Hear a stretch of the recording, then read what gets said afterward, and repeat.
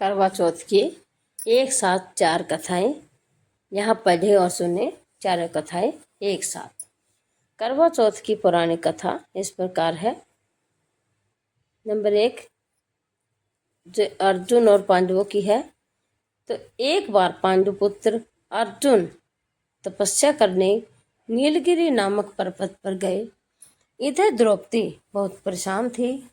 उनकी कोई खबर न मिलने पर उन्होंने कृष्ण भगवान का ध्यान किया और उनकी चिंता व्यक्त की।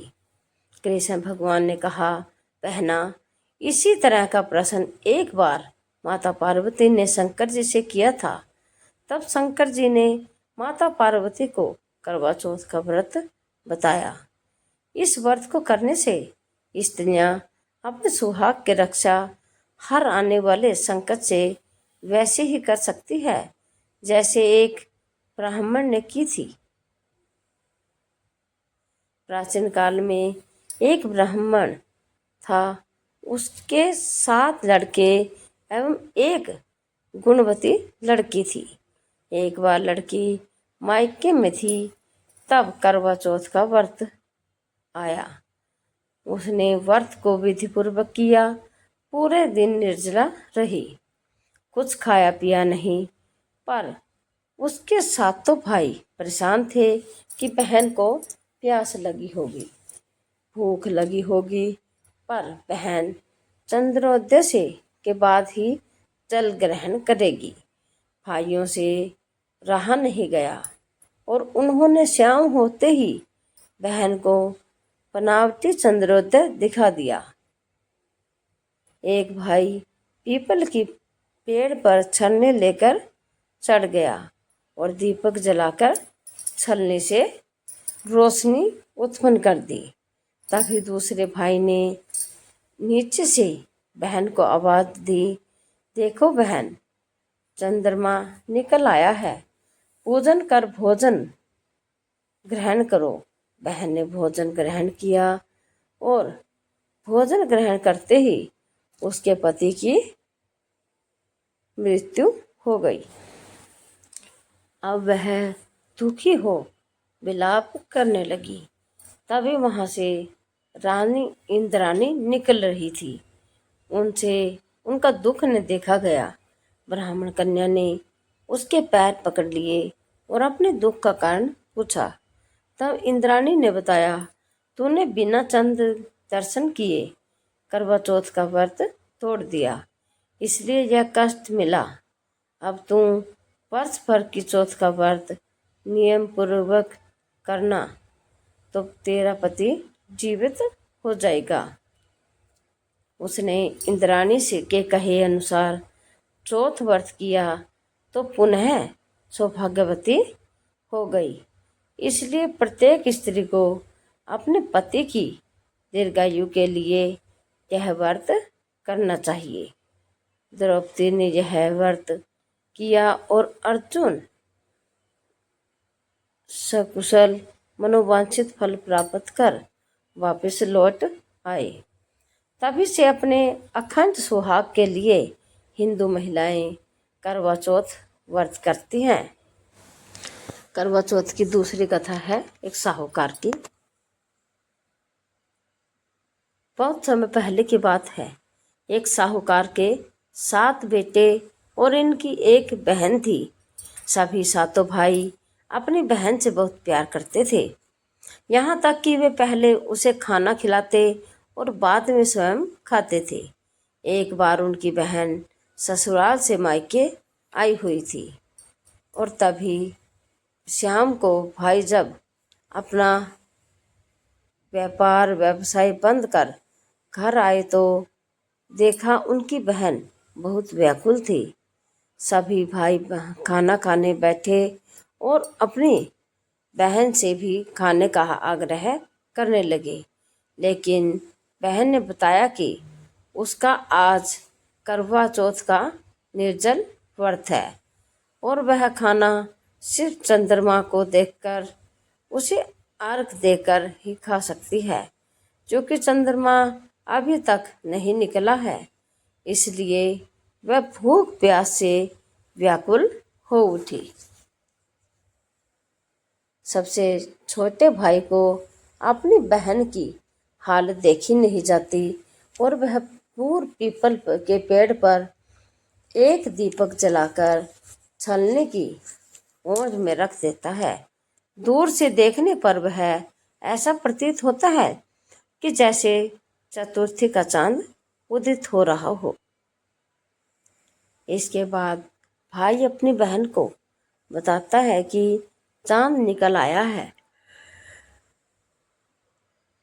तुम उसे अर्घ देने के बाद भोजन कर सकती हो। बहन खुशी के मारे सीढ़ियों पर चढ़कर चांद को देखती है, उसे अर्घ देकर खाना खाने बैठ जाती है। वह पहला टुकड़ा मुंह में डालती है तो उसे छींक आ जाती है और दूसरा टुकड़ा डालती है तो उसमें बाल निकल आता है और जैसे ही तीसरा टुकड़ा मुंह में डालने की कोशिश करती है तो उसके पति की मृत्यु की खबर उसे मिलती है। वह बौखला हो जाती है और वह सोचती है कि ऐसा क्या हुआ। उसकी भाभी उसे सच्चाई से अवगत कराती है कि उसके साथ ऐसा क्यों हुआ। करवा चौथ का व्रत गलत तरीके से टूटने का कारण देवता उससे नाराज हो गए हैं और उन्होंने ऐसा किया है। सच्चाई जानने के बाद करवा निश्चय करती है कि वह अपने पति का अंतिम संस्कार नहीं होने देगी और अपने स्त्रीत्व से उन्हें पुनर्जीवन दिलाकर रहेगी। वह पूरे 1 साल तक अपने पति के शव के पास बैठी रहती है, उसकी देखभाल करती है, उसके ऊपर उगने वाली सुईनुमा घास को एकत्रित करती जाती है। 1 साल बाद फिर करवा चौथ का दिन आता है और उसकी सभी भाभियाँ करवा चौथ का व्रत रखती हैं। जब भाभियाँ उससे आशीर्वाद लेने आती हैं तो वह प्रत्येक भाभी से यम सुई ले लो, पिए सुई दे दो, मुझे भी अपनी जैसी सुहागिन बना दो, ऐसा आग्रह करती है। लेकिन हर बार भाभी उसे अगली भाभी से आग्रह करने का कह चली जाती है और जब इस प्रकार 6 नंबर की भाभी आती है तो करवा उससे भी यही बात दोहराती है। यह भाभी उसे बताती है कि चूंकि सबसे छोटे भाई की वजह से उसका व्रत टूटा था, अतः उसकी पत्नी ही में ही शक्ति है कि वह तुम्हें पति को दोबारा जीवित कर सकती है। इसलिए जब वह आए तो तुम उसे पकड़ लेना और जब तक वह तुम्हें पति को जिंदा न कर दे उसे नहीं छोड़ना। ऐसा कहकर वह चली जाती हैं और सबसे अंत में छोटी भाभी आती है। करवा उनसे भी सुहागिन बनने का आग्रह करती है, लेकिन वह टाल मटोली करने लगती है।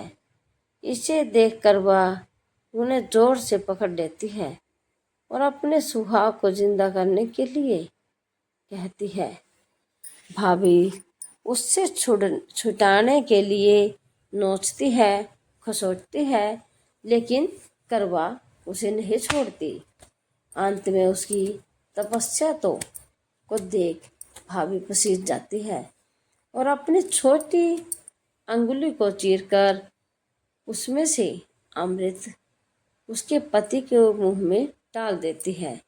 करवा का पति तुरंत जय श्री गणेश कहता हुआ उठ बैठता है।